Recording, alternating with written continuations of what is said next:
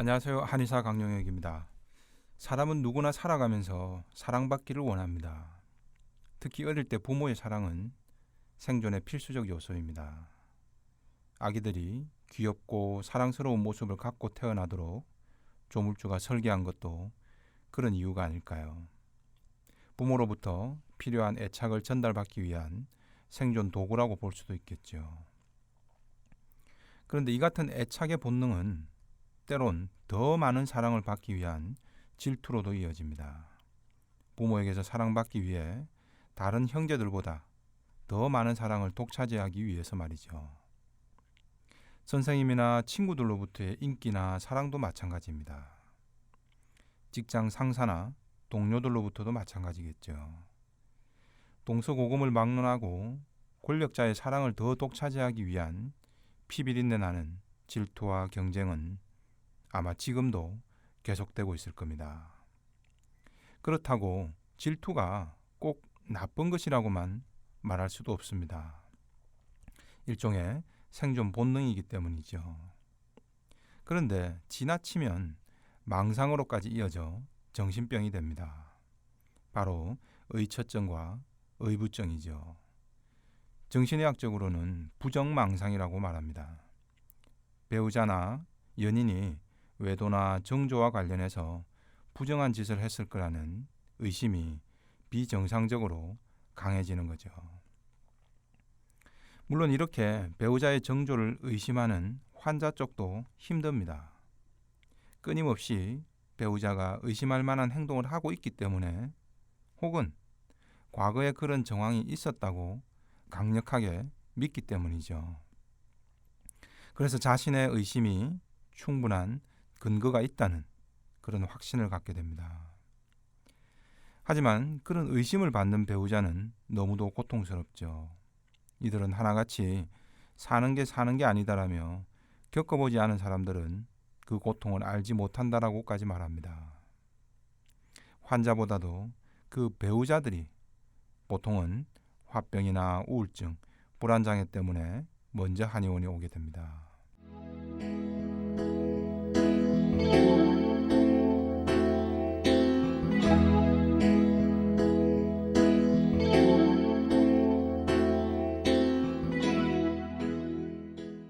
남편의 의처증 때문에 내원한 중년 여성 A씨입니다. 심한 두통과 우울증, 화병 증상을 보입니다. 무엇보다 하루도 마음 편할 날이 없습니다. 커리어 우먼으로 승승장구하던 A씨는 남편의 의처증 때문에 결국 직장 생활도 그만두게 됐습니다.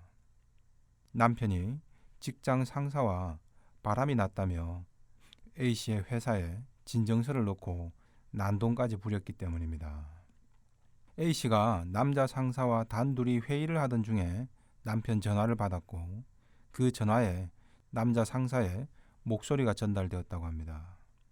이후에 A씨의 남편의 의심이 극도로 심해졌고 A씨가 남편 시야에서 사라지면 20-30분 간격으로 계속 확인 전화를 합니다. 외출 후에 귀가를 하면 하루 종일 누구랑 무엇을 했는지 꼬치꼬치 물으며 의심을 합니다.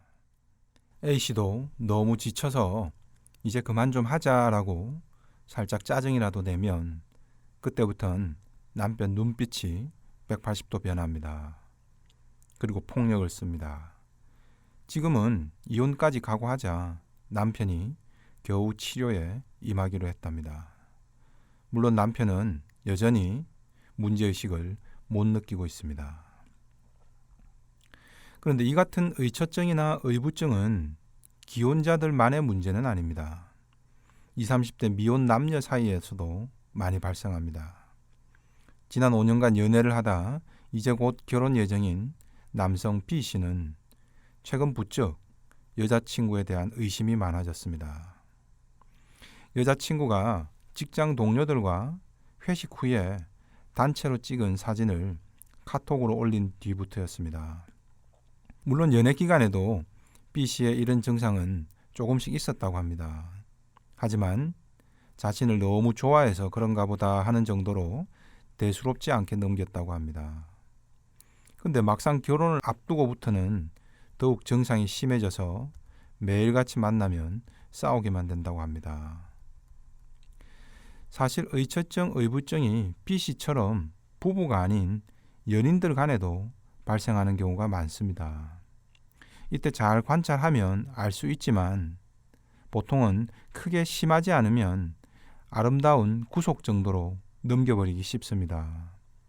그러다 결혼하고 어느 시점에 본격적으로 증상이 시작됩니다. 심지어 10대 때 나타나는 경우도 있습니다. 여고생 C양은 남자친구 관계에서 이런 일이 계속 반복됐습니다. C양은 좋아하는 남친이 생기면 매일 만나야 하고 하루라도 못 만나면 남자친구가 자신을 버리고 떠나갈까봐 불안하고 초조하다고 합니다. 자신과 떨어져 있으면 남친이 분명 다른 여자들을 만나고 결국 자신을 배신할 것 같다는 불안감입니다. 남자친구를 자신의 곁에만 올가두려고 하고 휴대폰을 이용해 끊임없이 남자친구의 위치를 확인합니다. 불시에 전화를 걸어 지금 누구랑 무엇을 하는지 캐묻습니다. 이러다 보면 남자친구도 힘들겠죠. 자신이 특별히 나쁜 행동을 하지 않았는데도 사사건건 범죄자 취급을 당하는 거죠. 스토킹 당하는 것 같은 불편에 처음에 좋았던 연애 감정도 다 사라져버리고 결국은 헤어지자는 말을 하게 됩니다. 이별 통보를 받은 C양은 결국 우울증에 빠집니다. 다시 또 서둘러 새 남자친구를 만나고 또 똑같은 이유로 헤어지길 반복해온 겁니다. C양도 적절한 치료가 없다면 10대이긴 하지만 A씨나 B씨처럼 결국은 성인이 된 뒤에도 파국적인 인간관계를 반복할 수밖에 없겠죠.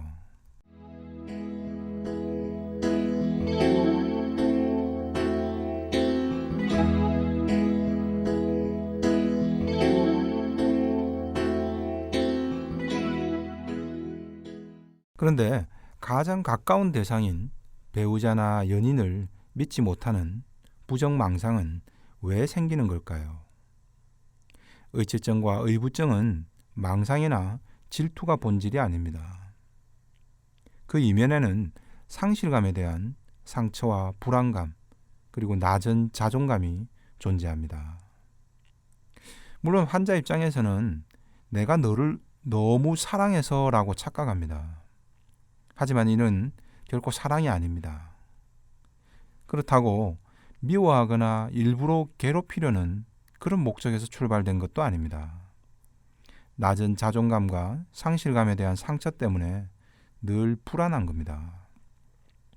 그래서 또다시 자신의 가장 소중한 대상을 잃어버리거나 빼앗길지 모른다는 내적 불안이 바로 본질입니다. 그렇다면 왜 유독 이런 심리적 태도가 강해진 걸까요? 바로 어릴 적 성장기 상처와 연관이 됩니다. 자신이 사랑받지 못할지 모른다는 불안감이 유독 커진 거죠. A씨의 남편의 경우 사업가이던 아버지가 두 집 살림을 하면서도 아버지가 어머니를 늘 구박하는 모습을 보면서 성장했다고 합니다. 어느 날은 아버지가 밖에서 놓은 자식까지 데리고 들어와 호적에까지 올려버린 사실을 알고 큰 충격을 받았다고 합니다. 이런 환경에서 A씨의 남편은 어머니 입장에서 감정이입이 많이 됐겠죠. 아, 잘난 배우자는 저렇게 도덕적이고 윤리적인 배신을 하고도 배우자마저 버리고 떠나갈 수 있겠구나. 그로 인해 홀로 내버려진 우리 엄마는 저토록 고통스러운 삶을 살다 가는구나 라는 그런 메시지였던 거죠. 결국 A씨의 남편은 자신은 자신의 어머니처럼 살면 안 된다는 그런 불안감이 심해진 겁니다. 그래서 어떻게든 자신의 배우자만큼은 한눈 팔지 않도록 철저히 감시해야 유일한 자신의 애착 대상인 아내를 빼앗기지 않는다는 무의식이 강해진 겁니다. 아내가 사회적으로 더 성공하고 잘해 나갈수록 기쁘기보다는 오히려 불안한 겁니다.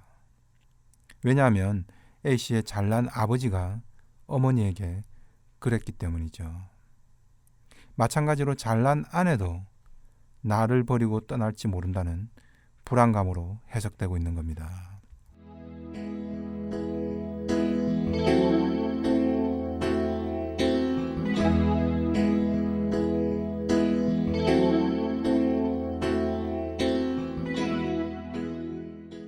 이처럼 의처증이나 의부증은 성장기에 자신이 사랑받지 못하는 대상이거나 혹은 버림받지 않을까라는 강한 불안 속에서 성장한 경우들이 많습니다. 또 자신이 가장 의지해야 하는 부모에게서 차갑게 거절당한 경험들도 원인이 됩니다. 일종의 심리적 고아라는 표현을 쓰기도 합니다.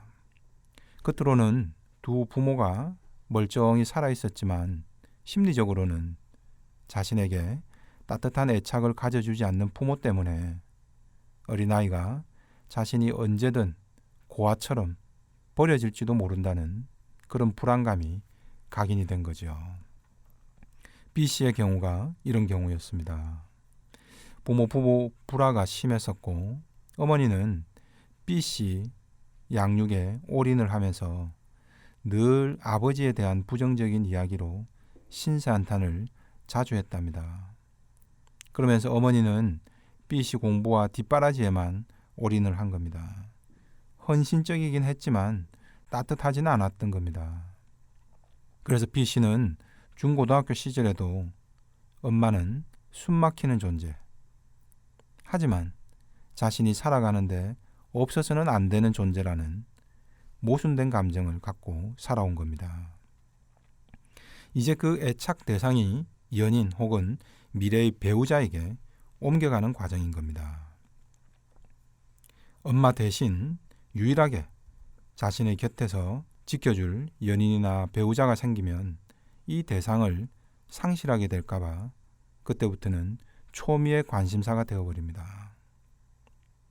그래서 배우자의 일거수일투족 속에서 자신을 버리고 떠나버리면 어떡하나, 그런 조짐이 있나 없나에 대해서 말투 하나하나에까지 매우 민감하게 촉각을 곤두세우게 됩니다. 연인이었을 때보다 당연히 결혼을 앞두면 더욱더 심해질 수도 있겠죠.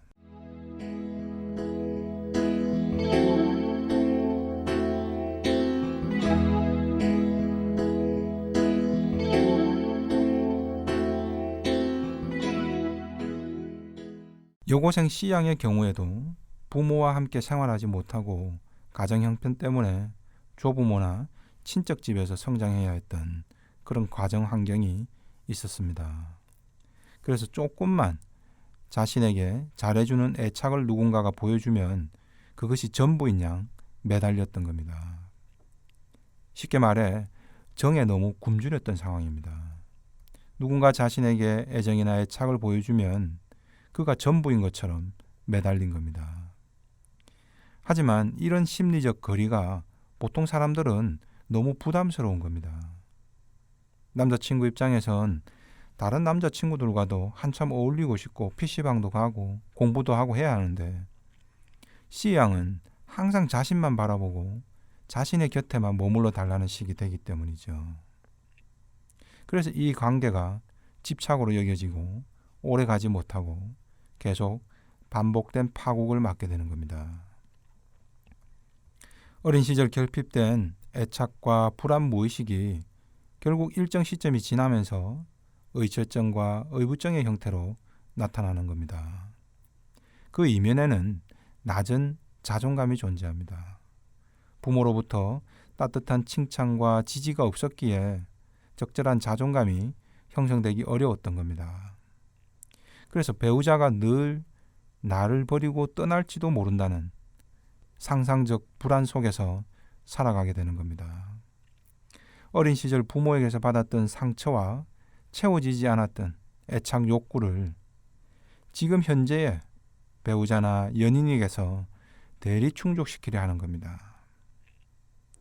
의처증이 심한가 아닌가, 누가 더 옳고 그른가만 따지는 것은 무의미합니다.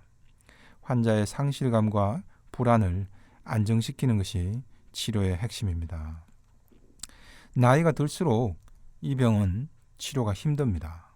환자 본인도 자신에게 뭔가 문제가 있는 것 같다는 인식이라도 있으면 치료 결과가 좋습니다.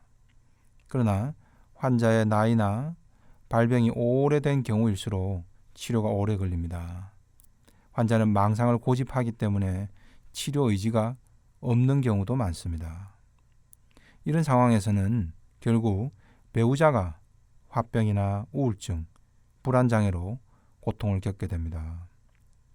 의처증이나 의부증 환자 당사자보다 그 배우자가 먼저 치료를 받고 부정망상 환자에게 어떻게 대응할 것인가를 공부할 필요가 있습니다. 비록 이런 증상들이 성인기에 발병이 된다고 하더라도 그 실질적 원인은 결국 부모와의 성장 과정에서 형성된 불안과 심리적 상처 때문에 발생합니다. 물질적 풍요보다 더 중요한 것은 어린 자녀에게 이런 상처와 불안을 물려주지 않도록 예방하는 것이 아닐까 싶습니다. 지금까지 한의사 강용혁이었습니다.